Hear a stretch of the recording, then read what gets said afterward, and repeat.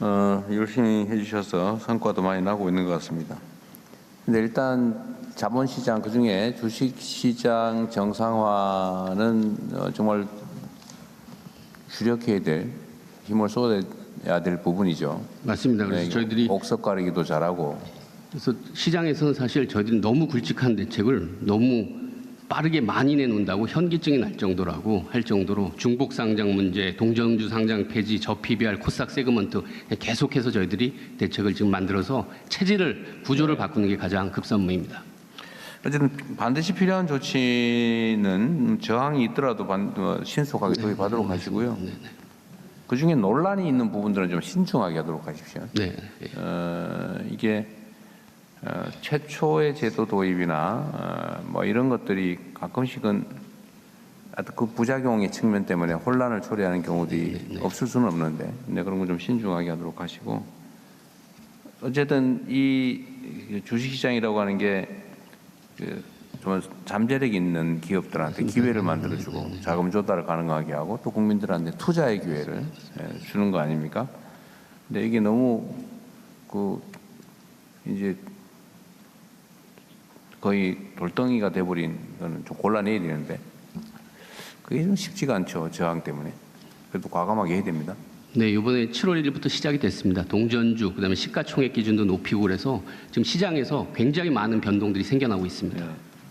어쨌든 거기에 뭐 우량 기업들은 어차피 뭐 코스피 시장이겠지만 코스닥 시장은 어쨌든 성장할 가능성이 있는 새로운 기업들한테 기회를 주는 거지 않습니까? 맞습니다. 네.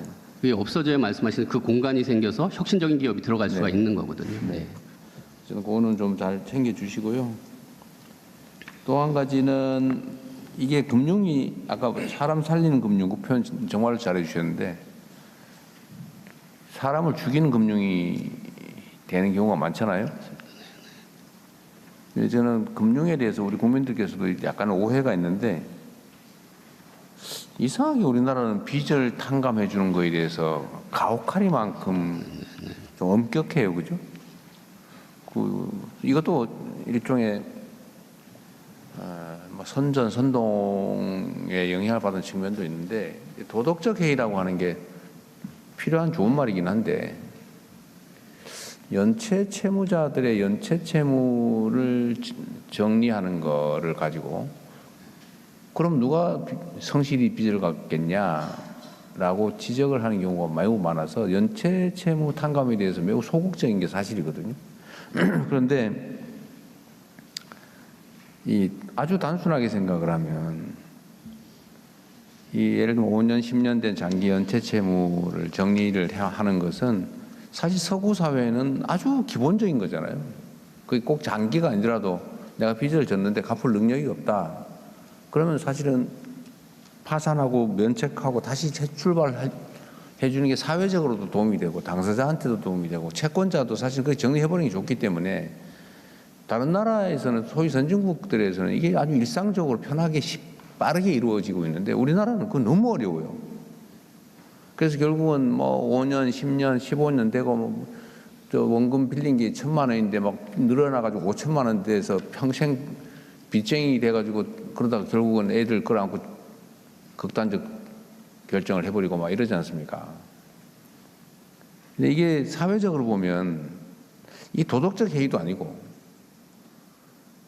누가 돈 몇천만 원 때문에 신용불량 돼가지고 취직도 못하고 예금 계좌도 개설 못하고 그러고 살겠어요. 집도 못 얻고 맨날 압류당하고 그러면서 내가 내 7년 버텨가지고 내 원리금 탕감받아야지 이렇게 마음먹고 능력이 있는데 막 신용불량 돼가지고 취직도 못하고 계좌 개설도 못하면서 7년 버티는 그런 사람이 어디 있어요. 그게 더 손해인데. 이 현실을 인정을 하고 사실 갚을 수 없는 사람 빨리 탕감을 해줘 버려야 그 사람이 정상 경제 활동을 하고 그래야 사회 전체적으로 경제가 정상적으로 잘 돌아가잖아요. 이게 사회적으로 필요한 일이란 말이에요.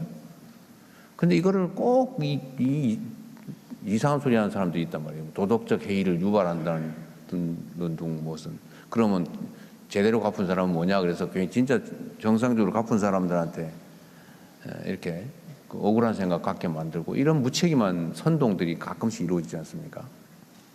그럼에도 불구하고 필요한 일을 해야 돼요.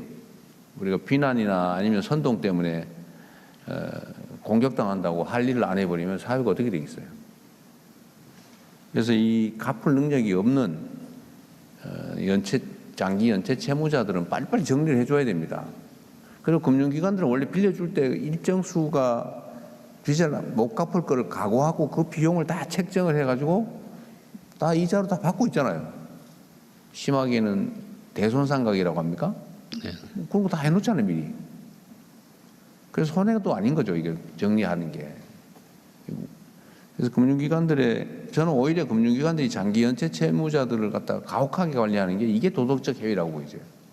그거 다 미리 다 받은 거고, 그 가혹하게 과도하게 받으면 부당이득 아닙니까? 그 부당이득을 노리는 거죠. 그래서 이 갚을 수 없는 빚 때문에 사람이 죽거나 아니면 사회로부터 격리돼서 경제활동을 못하고 결국 사회 공동체 전체가 손해를 보는 그런 일이 없어야 돼요. 위원장께서 과감하게 해야 됩니다. 네네. 이런저런 얘기가 네. 있더라도 필요하면 제도도 만드시고요. 그것도 설득도 하고. 맞습니다. 네, 그럼 네. 말씀 주신 대로 사실 가장 대표적인 사례가 그때 상록수 네. 유동화 회사.